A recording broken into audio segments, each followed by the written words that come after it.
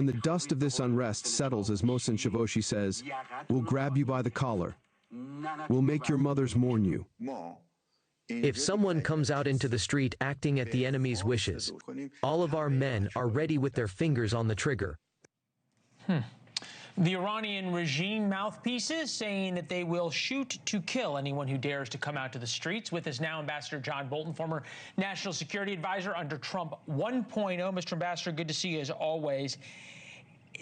Is it possible to save Iran and the Iranians if they are not willing to come out to the streets to save Iran?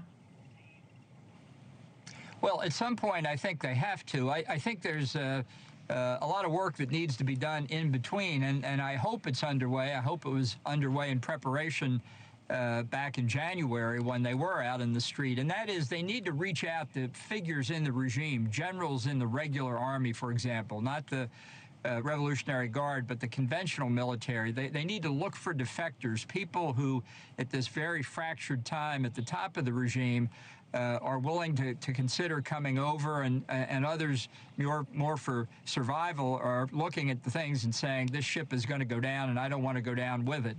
That needs to happen, and as that begins, then I think it's the right time to come out in numbers. And it could happen out in the countryside first, where some of these besieged militias and the provinces are not nearly as loyal to the Ayatollah as some people think they are. Well, either they're not as loyal or the Iranians outsmarted us, right? Iran's high-risk strategy for a no-limits Middle East war. Iran's first priority is survival. It activated its so-called decentralized mosaic defense. The Islamic Revolutionary Guard Corps is structured into 31 command centers, one for the capital and one for each of the 30 provinces, each of which is empowered to take authority if the leadership is killed. Are we fighting one war or 30 wars?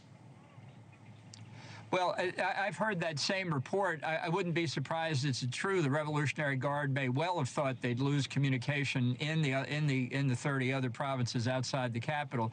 But I think that's very dangerous for them, because once they're split, they can be, as the military likes to say, defeated in detail by risings in the Kurdish areas, in the Azeri areas, the Baluchi areas, and in those that are primarily populated by Persians. We saw this in many demonstrations over a period of years. In the Masih Amini demonstrations, local police forces, even local besieged, allowed their arsenal to be taken from them, quote unquote, so that some of the people had guns. This is, I think they may have seen that as a necessary strategy, but it could well be counterproductive. Point taken. Also point taken that it takes time for this to happen and for people to feel confident enough to head out into the street. Sometimes, as you know from having worked there, both in the White House and at Fox News, I worked at Fox News, that sometimes it's difficult to figure out who's leading whom when it comes to Donald Trump and Fox. But I was really taken aback in a way, but also very thoughtful when Laura Ingraham last night basically said to the Iranians, it's time for you to start or America is done. Take a listen. They're going to have to do it because freedom is costly, right? Our soldiers are dying. Our soldiers are dying in this. Israel's citizens are dying. We have more than 100 soldiers wounded, some seriously wounded. So, like, we're paying a big price. So the Iranian people need to stand up. What needs to happen for them to stand up? Why hasn't it happened now? And in that sense, did the United States and Israel perhaps underestimate or overestimate, I should say, the desire of the Iranian street, the willingness for a revolution? Well, I don't think we overestimated it. I think the people are plenty intimidated, though, that's for sure. I mean, President Trump himself said that in January the regime killed 32,000 of its fellow citizens. That's not chump change. In many parts of the country, the opposition doesn't have weapons. That's one thing the United States could supply them. I think the Kurds probably do have weapons. I don't think they need help from us. They've gotten it. Their brothers in Iraq and Turkey have gotten assistance from a lot of different places and can help them. And we'll see about the Baluchis. I'm sure they're pretty well armed too. But this requires coordination, and Ultimately, the Iranians are going to have to take this into their own hands, but I don't think throwing yourself out just to get killed accomplishes anything. It needs strategy. It needs leadership. This is what America can work with them on. I hope they're doing it. How long do you think they have before it's fair to say if they're not going to do it, we can't bring about regime change from the air? Well, I think the question is whether the damage that we're doing to the institutions of state power, like the IRGC, its subsidiaries, the Basij and the Quds Force, has the effect, I believe it will have, of destabilizing the regime at the top. And that the opposition should play in. They should set one leader off against another. They should be actively recruiting people in the regular military, even in the Revolutionary Guard, it's worth a shot. And I bet there are a couple of Ayatollahs they could get as well. So this is a complex mosaic of its own. And I don't think we ought to be impatient about it. I'm not at all disagreeing that at some point, if you want freedom, you have to be prepared to die for it. And the Iranians are the people whose freedom is at stake here.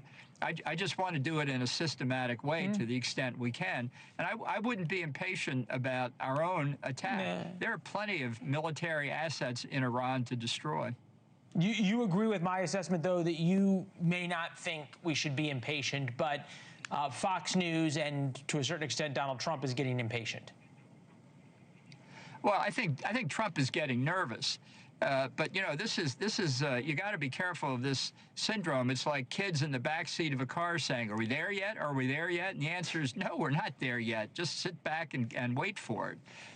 And, you know, we're less than 2 weeks into this. We have a fantastic military, but even they can't bring down a regime that's governed with an iron fist for 47 years in 2 weeks.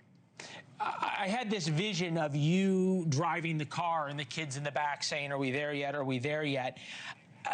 There is a thing that could change all of this, which is an attack on the homeland by either Iranian sleeper cells or Iranian loyalists. You've been targeted by Iran in the past, very publicly.